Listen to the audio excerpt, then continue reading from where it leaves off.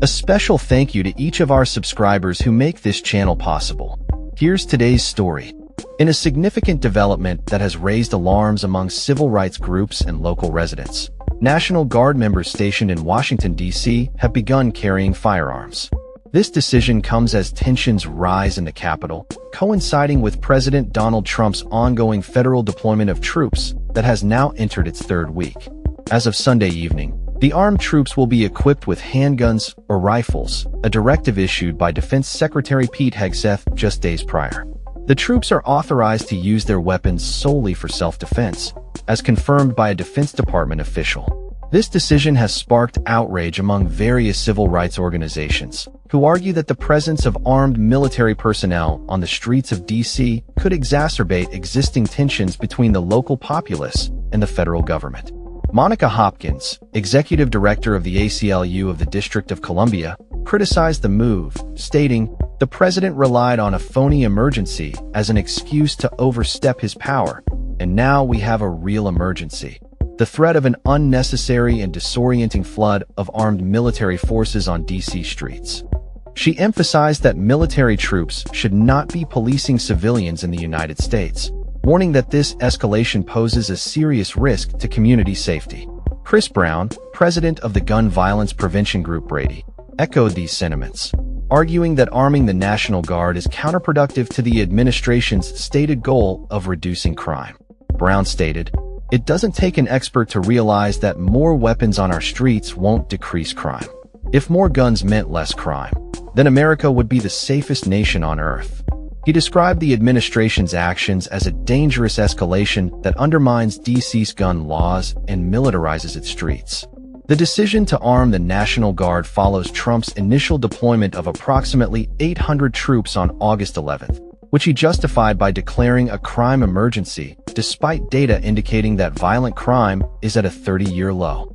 In the weeks since, 6 Republican-led states have sent their National Guard units to support the president's initiatives, further increasing military presence in the Capitol.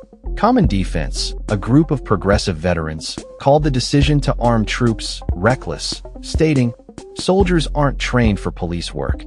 This only puts our communities at greater risk." The potential for further military mobilization looms, as reports suggest Trump is considering a significant expansion of the National Guard's presence across 19 states to support his immigration and crime crackdowns. Trump has also hinted at sending troops to other cities, including Baltimore, which he labeled as out of control and crime-ridden. This claim stands in stark contrast to statistics from the Baltimore Police Department, which indicate a double-digit reduction in gun violence compared to the previous year. Mayor Brandon Scott noted that the city has recorded the fewest homicides in over 50 years, with 84 homicides reported so far this year. In Washington, D.C., where the population exceeds 700,000, the increased military presence has been met with protests and concerns from residents. The National Guard, a part-time reserve force, can be mobilized for domestic emergencies, combat missions, and counter-drug efforts.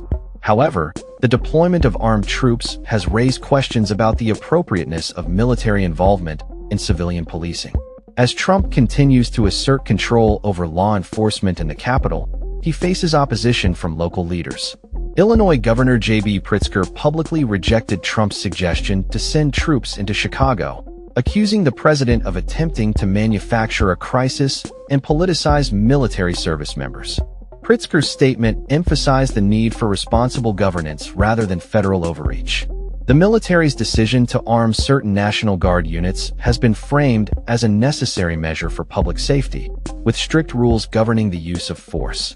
However, the optics of armed troops patrolling the streets of the nation's capital have led to a palpable sense of unease among residents, who fear an escalation of tensions and potential confrontations. As protests continue against the militarization of D.C., the implications of Trump's decisions extend beyond the Capitol, raising questions about the future of federal authority and the balance of power between state and local governments.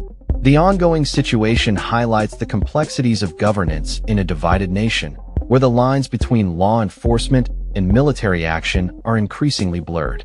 As the president weighs further deployments and the potential for increased military presence in other cities, the nation watches closely, grappling with the implications of these unprecedented actions. That's all for this story. We upload videos every day covering many different subjects, so hit that subscribe button to stay informed. Thanks for watching.